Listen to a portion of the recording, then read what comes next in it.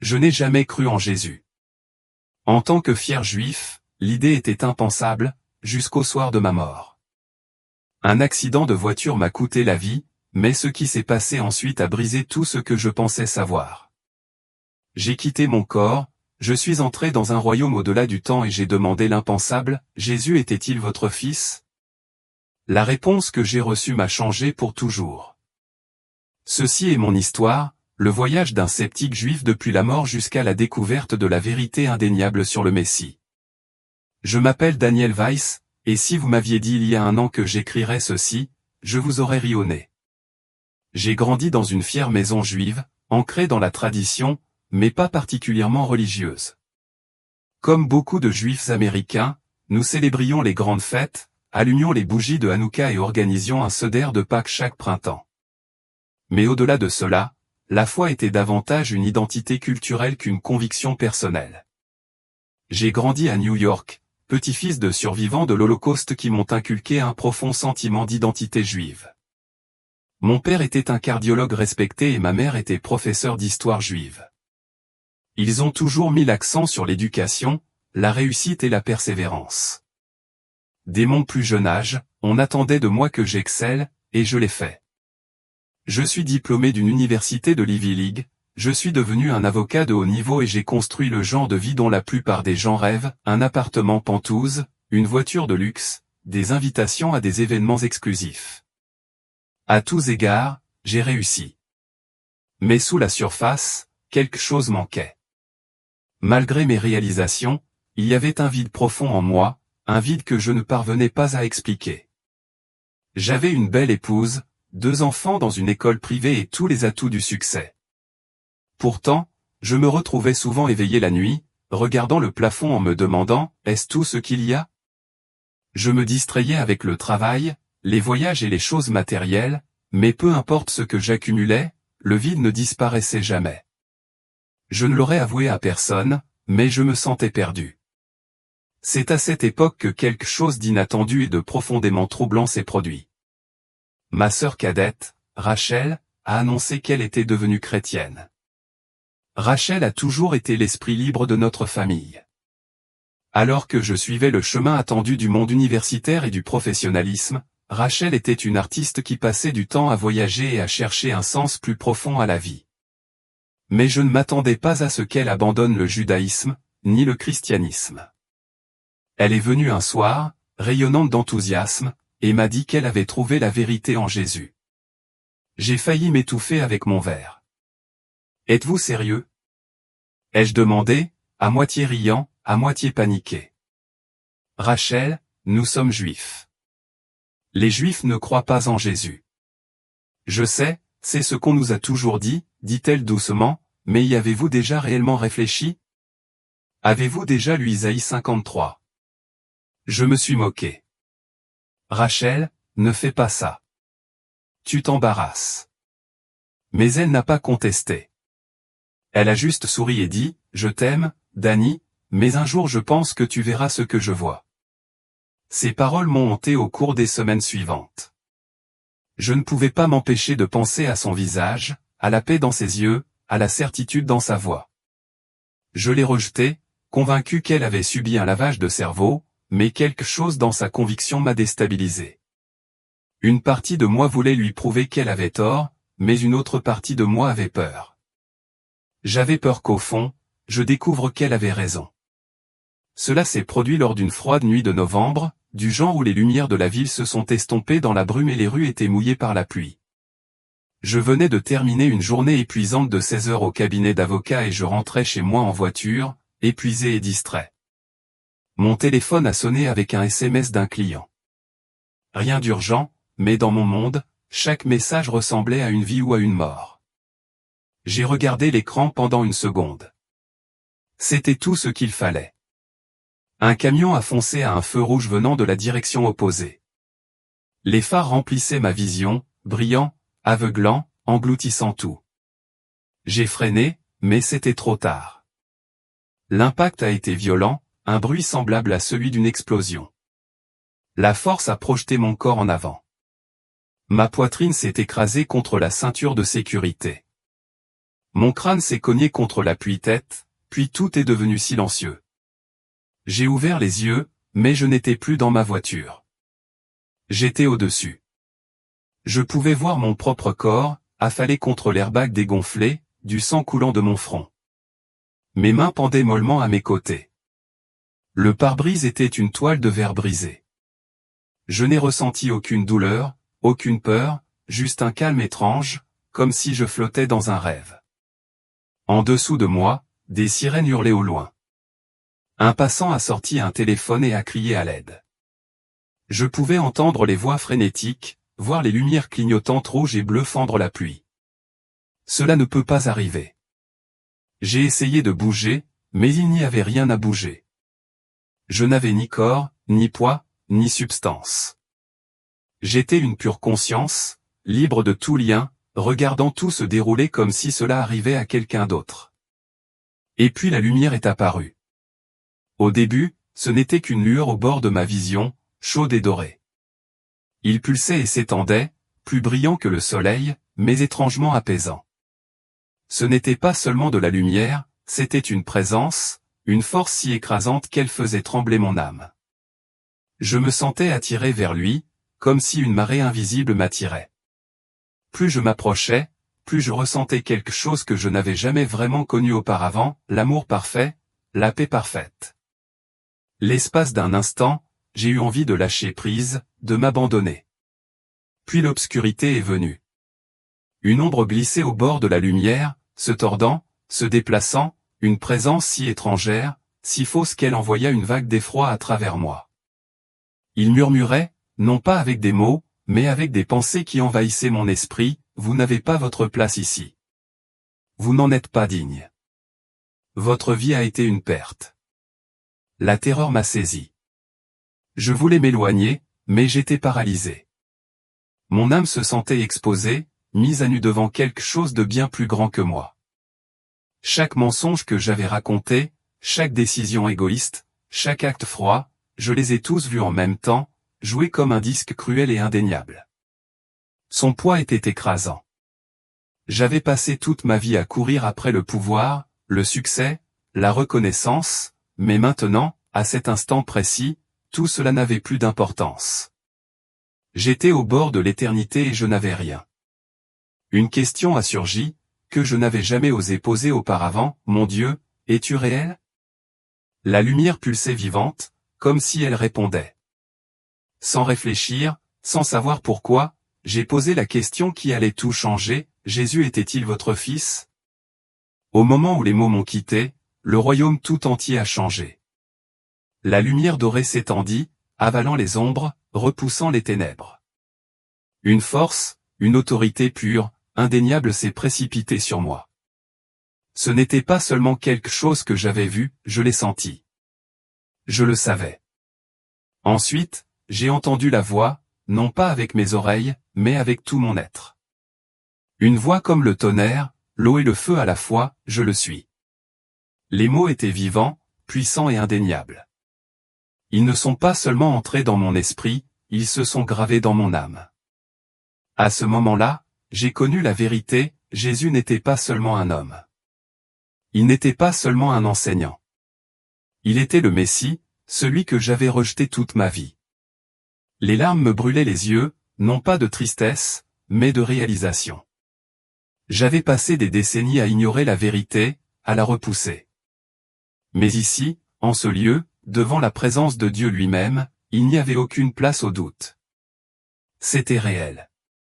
Il était réel. Et j'avais tellement tort. Soudain, j'ai senti une violente traction, comme si un élastique revenait. La lumière s'est éloignée et je tombais, replongeant dans le monde que j'avais laissé derrière moi. Mes yeux s'ouvrirent brusquement. J'ai halté, m'étouffant avec l'air. Les ambulanciers planaient au-dessus de moi, me pressaient un masque à oxygène sur le visage et criaient quelque chose que je ne comprenais pas. Ma poitrine me faisait mal, mon corps était lourd, mais mon âme avait changé. Je n'étais pas le même homme qui était monté dans cette voiture. J'avais vu la vérité et maintenant je ne pourrais plus jamais revenir en arrière. Pendant un moment, je suis resté là, essoufflé, coincé entre deux mondes. Les sirènes, les ambulanciers, le bourdonnement lointain de la ville, tout s'estompait, se dissolvait en quelque chose de plus grand. La chaleur de la lumière dorée m'enveloppa une fois de plus, me tirant vers le haut, m'élevant au-delà du temps, au-delà de l'espace. Je n'étais plus dans mon corps. Je n'étais même pas de ce monde. Je me suis retrouvé dans un endroit que les mots pouvaient à peine décrire. Ce n'était pas la terre, mais cela me semblait plus réel que tout ce que j'avais jamais connu. Le ciel n'était pas un ciel, mais une vaste étendue de lumière et de couleurs des teintes dorées, bleues et blanches qui palpitaient comme si elles étaient vivantes. Un profond sentiment de paix et de sainteté remplissait l'air, mais je me sentais complètement exposé, comme si chaque partie de moi, mes pensées, mon passé, mon âme était mise à nu. Je n'étais pas seul. Une silhouette se tenait devant moi, vêtue de lumière. Il ne ressemblait à aucun homme que j'ai jamais vu. Il rayonnait de puissance, de sagesse et d'autorité. Ses yeux brûlaient d'un feu surnaturel, mais ils n'étaient pas effrayants. Ils étaient remplis de quelque chose de plus profond que l'amour, quelque chose qui me transperçait, me voyant tel que j'étais vraiment. J'ai essayé de parler, mais ma voix a échoué. Puis, sans réfléchir, les mots sont sortis du plus profond de mon âme, « Jésus était-il votre fils ?» Au moment où la question a quitté mes lèvres, le royaume tout entier a changé. La lumière s'est élargie et soudain, je n'étais plus debout devant la silhouette. Je tombais dans mon passé. J'étais de retour dans la maison de mon enfance, assis à table avec mes parents et ma sœur.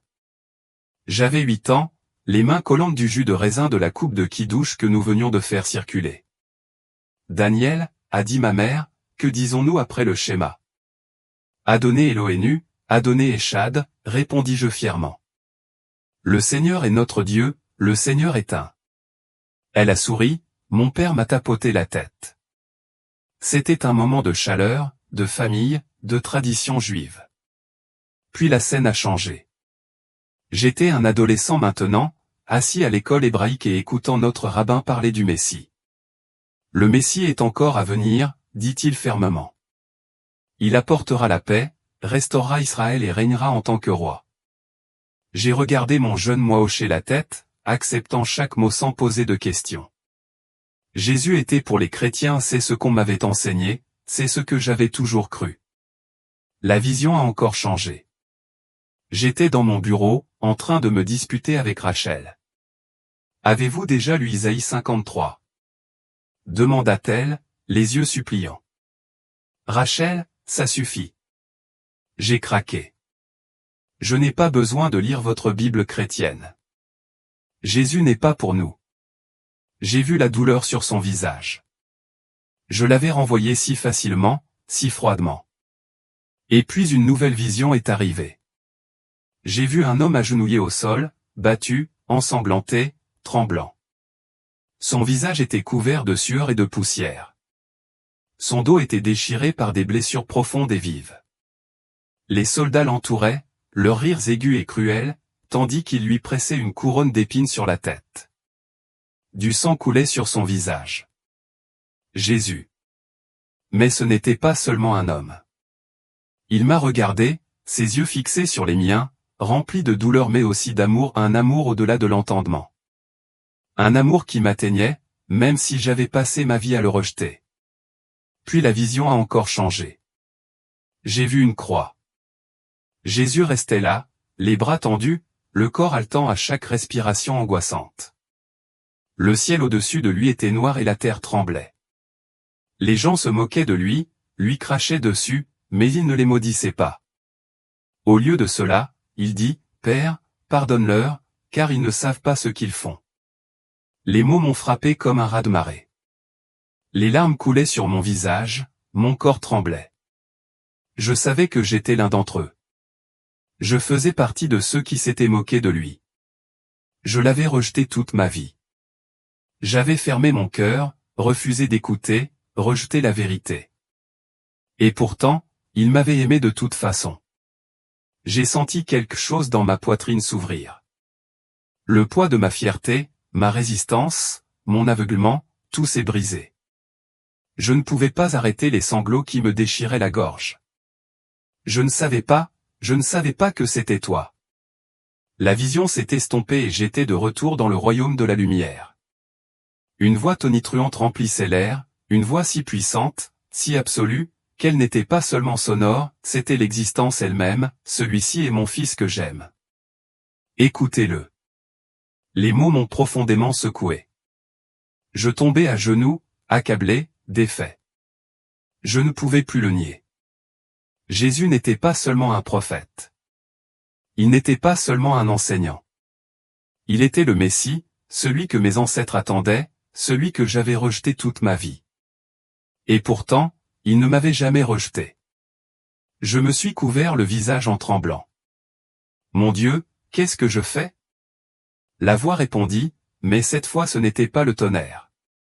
C'était un murmure, doux mais ferme, suis mon fils et tu trouveras la vie. À ce moment-là, j'ai su que ma vie ne serait plus jamais la même. La lumière dorée tourbillonnait autour de moi, m'enlaçant dans une chaleur qui pénétrait jusqu'à mon âme. Et puis, je tombais à nouveau, je retombais vers mon corps, vers le monde. Mais je n'étais plus l'homme qui l'avait quitté. Je connaissais la vérité maintenant et rien ne serait plus jamais comme avant. Je me sentais tomber, replongé dans le monde que j'avais laissé derrière moi. La lumière dorée s'est estompée, la présence écrasante de Dieu s'est éloignée, et à sa place est venue une présence précipitée et suffocante. L'obscurité, puis la douleur. Ma poitrine me faisait mal comme si un poids lourd était tombé dessus. Ma tête me faisait mal, mes poumons me brûlaient alors que j'avais le souffle coupé. Nous avons un pouls, des voix urgentes et frénétiques bourdonnaient autour de moi. Daniel, tu m'entends? Je cligne des yeux, ma vision est floue. Des lumières fluorescentes intenses brûlaient au-dessus de nous. L'odeur métallique de l'antiseptique remplit mes narines. Un ambulancier s'est penché sur moi, pressant ses doigts contre mon poignet et vérifiant mes signes vitaux.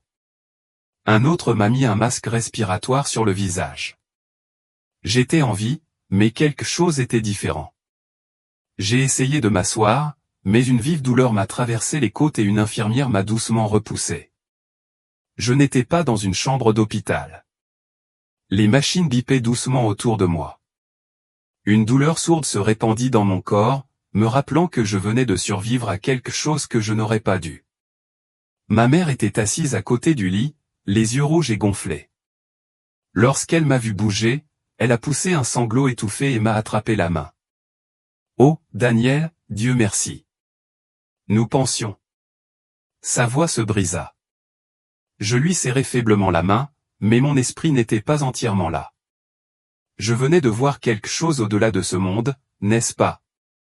Est-ce que tout cela n'avait été qu'une hallucination, une tentative désespérée d'un cerveau mourant pour donner un sens au vide?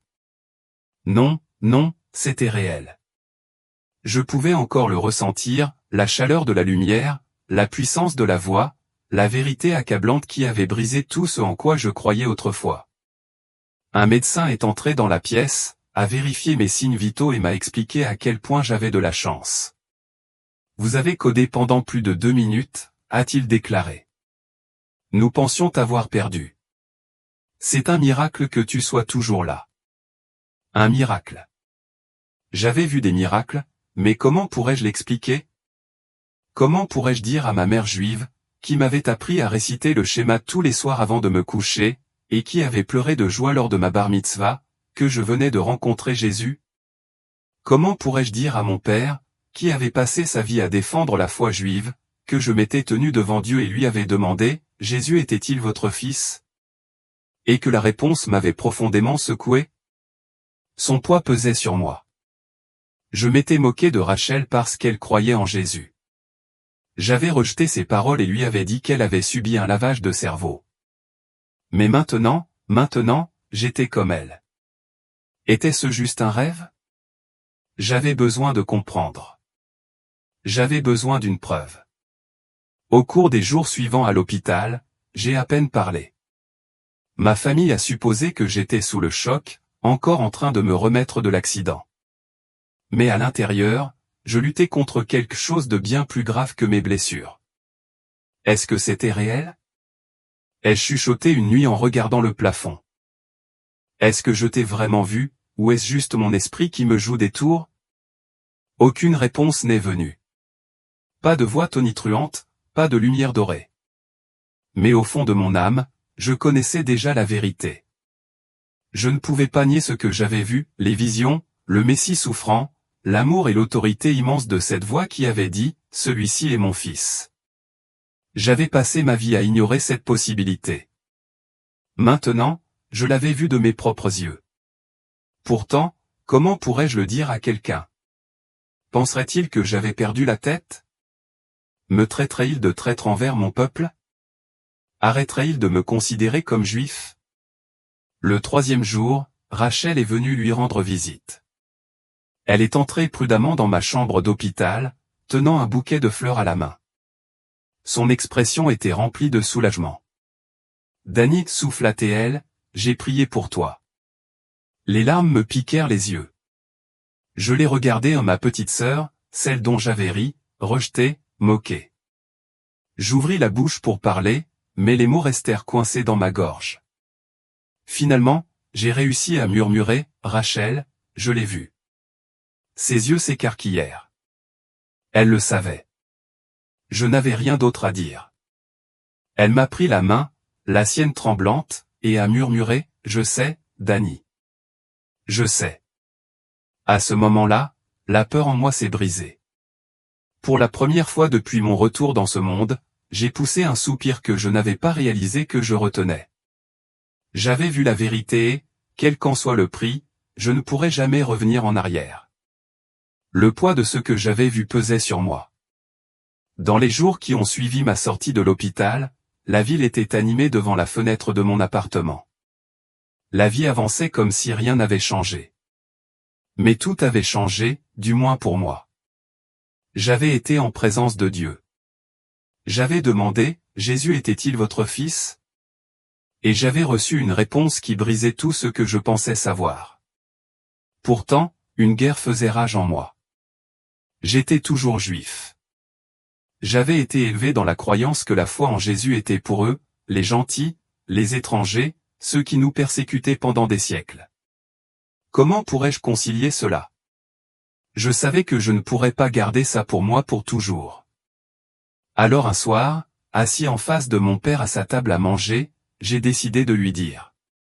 Il m'écoutait en silence, ses yeux perçants m'étudiant pendant que je parlais de l'accident, de la lumière, des visions et de la voix qui m'avait parlé.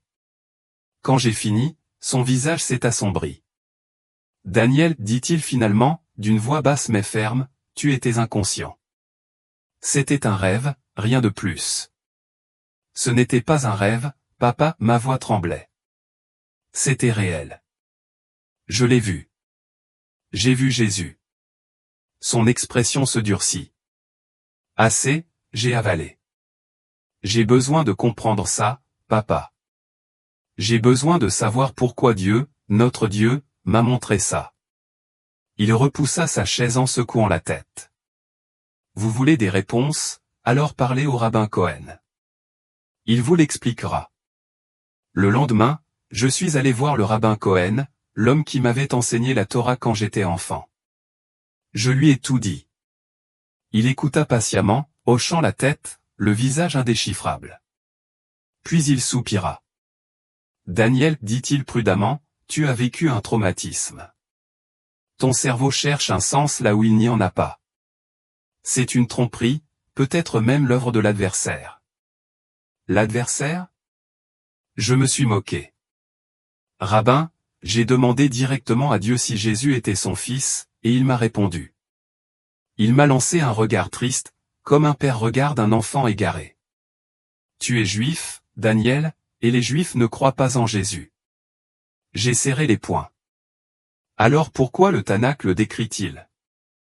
Cette nuit-là, j'ai ouvert les écritures hébraïques, désespéré de trouver quelque chose n'importe quoi qui pourrait confirmer ou infirmer ce que j'avais vécu. J'ai feuilleté les pages familières, le cœur battant. Puis j'ai atterri sur Ésaïe 53.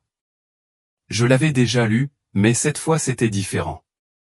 Il a été méprisé et rejeté des hommes, un homme de douleur et habitué au chagrin. Il a été transpercé pour nos transgressions. Il a été écrasé pour nos iniquités. Le châtiment qui nous a apporté la paix est tombé sur lui, et par ses blessures nous sommes guéris. Mon souffle se coupa. Transpercé, écrasé, blessé pour nous, c'était décrire Jésus. Les larmes ont brouillé ma vision. J'avais passé toute ma vie à ignorer la vérité qui existait depuis le début. J'ai fermé les yeux et murmuré, « Dieu, j'ai besoin de savoir si cela est vrai. Si Jésus est vraiment le Messie, montre-le-moi encore. » Silence. Mais au fond de moi, je le savais déjà. Il me l'avait déjà montré. J'étais assis dans mon appartement, les pages d'Isaïe 53 encore ouvertes devant moi. Mon cœur bat la chamade. J'avais passé toute ma vie à résister à ce moment. J'avais moqué, nié et rejeté l'idée que Jésus pouvait être le Messie. Mais maintenant, après l'avoir vu, après avoir entendu la voix de Dieu et après l'avoir trouvé dans les Écritures même auxquelles j'avais fait confiance toute ma vie, je ne pouvais plus lutter contre cela. Je tombais à genoux, les larmes coulant sur mon visage. Dieu d'Abraham, d'Isaac et de Jacob, murmurai-je, je crois. Je crois que Jésus est votre Fils, qu'il est mon Messie. À ce moment-là, une paix comme je n'en avais jamais connue m'envahit. C'était comme si le poids de toute une vie avait été enlevé. Pour la première fois, je me sentais entier. Pour la première fois, je connaissais Dieu. Je savais ce que cela signifiait. Ma famille me rejetterait. Mon père serait en deuil. Ma communauté ne m'acceptera peut-être plus jamais. Mais je ne pouvais pas rester silencieux. Je devais leur dire. Je devais le dire à tout le monde. Parce que si Jésus était vraiment le Messie et je savais maintenant qu'il l'était, alors tout le monde devait connaître la vérité. Si vous lisez ceci et que vous vous demandez si vous avez des questions, si vous avez eu trop peur de les poser, si vous avez déjà ressenti le vide dans votre âme, le vide que vous ne pouvez pas expliquer, ou demandez-le à Dieu vous-même. Je l'ai fait et sa réponse a changé ma vie pour toujours.